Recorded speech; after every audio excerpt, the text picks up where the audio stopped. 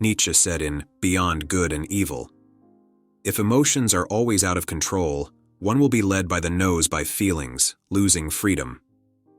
Everyone has emotions, but indulging them excessively often leads to irreparable disasters. Learning to manage emotions and not being a slave to them is a mandatory lesson for every adult. Here are 7 rules for emotional management, allowing you to control your emotions and remain calm and composed in any situation. The first one, accept your emotions. You must acknowledge that you are an emotional being, as are others. In life, more and more people tell you to mute your emotions and be an adult who doesn't show feelings. When you're angry, you're supposed to restrain it. When you're sad, you must hide it. This is because once emotions act up, it means losing control. Expressing anger is seen as having a bad temper. But is this really the case? Consider this. 2 people are provoked on the street. One person endures silently, but lies awake at night, growing more and more angry. The other acknowledges their anger and analyzes why they feel this way, thus dissipating the emotion. Learning to accept your emotions is the first step in managing them. Suppressing emotions only leads to being controlled by them. Acknowledging and accepting them allows you to identify the root of the problem and find solutions. Only then can you coexist peacefully with your emotions, without being overwhelmed by negativity. Second, manage expectations. A blogger once shared a story. She and a friend were at a mall drawing from a lucky box, where the grand prize was a new smartphone. The blogger thought the chances of winning the grand prize were slim and had low expectations, but her friend was convinced they would win the phone. Both ended up winning umbrellas. The blogger felt lucky, but her friend kept complaining about it during their conversation, losing all interest in their outing. This led the blogger to a realization. In life, it's best not to have too many expectations. The more you expect, the greater the disappointment. There are many things in this world we can't control. Even the most perfect plan has flaws, and the most thorough preparations can't prevent unforeseen events. If you always expect a perfect score of 100, you won't be happy even with a 99. But if you expect nothing, even achieving a 1 can be a pleasant surprise. Lowering expectations doesn't mean disregarding results, but rather accepting fate after giving your all. Only by doing so can you avoid extreme emotional fluctuations, remain calm and stable, and achieve a sense of ease and understanding. Third one, discard infantile thinking. The so-called giant baby syndrome refers to having a mature body but a childish mindset. These individuals are easily provoked, quick to anger, and overly focused on their own needs while ignoring the environment and rules. They can't endure the slightest hardship or injustice, and never solve problems on their own, always seeking help from others. If help isn't forthcoming, they complain endlessly and vent their anger indiscriminately. Everything revolves around them. If something goes wrong, it's always someone else's fault, leading to constant complaints and annoyance to others. If you always act like a baby, the world will abandon you, and life will treat you harshly. Getting rid of infantile thinking and self-centeredness earns you more respect from others. Discarding the crutch of dependency and learning to think for yourself is crucial to standing on your own 2 feet in life. Face problems without avoidance and difficulties without complaints. Adjust your mindset, stabilize your emotions, follow your own path, and take responsibility for your actions. When you cultivate a mature mind, you will naturally be able to handle your emotions and life with composure. Fourth, establish emotional boundaries. The reason people often feel exhausted isn't because life is harsh, but because they are too easily influenced by others' emotions. When a friend confides in you, you empathize so deeply that you end up feeling worse than them.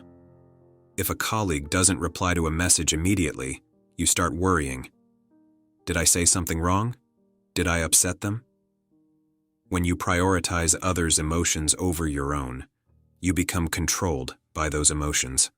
Psychologically, everyone has their own emotional boundaries, akin to a moat separating oneself from others. Those with blurred boundaries unconsciously absorb others' emotions, and pay for their negative energy. People with clear boundaries understand that everyone has their own emotions, and these are solely their own concern. Instead of expending energy to process others' emotions, it's better to guard your emotional boundaries. Block out people and situations that only trigger your anxiety. Avoid overburdening yourself or getting entangled unnecessarily. Protecting your emotional boundaries is essential for living your own life well. Fifth, converse with yourself. German psychologist Wilhelm Wundt conducted an experiment and found that a person with a gloomy face could significantly alleviate their depressive emotions by writing down their troubles. Writing can heal the soul. The process of writing is a process of sorting out emotions. When you are troubled and confused, it might be helpful to sit down and write. As your tangled thoughts become clear, your distress will gradually dissipate. When you're sad and upset, consider venting your various emotions on paper. When long-suppressed emotions find an outlet, they will stop swirling in the depths of your heart. All you need is a little time and space. Blogs, diaries, and memos can all serve as channels for expressing your emotions. Once you express all your negative emotions, your heart will feel lighter and more at ease. Sixth, learn to let go. There's a question online. What is the trait of a person who lives happily every day? The top-rated answer is just one word: forgetful. Life is full of disappointments, and everyone experiences pain and entanglements. It could be career setbacks, family tensions, or irreparable losses. Yet life goes on, and we must keep moving forward. If you keep all your worries and pains in your heart and on your shoulders, they become like small stones in a backpack, accumulating and weighing you down. No matter the size of the issue, if you care about it, it causes pain.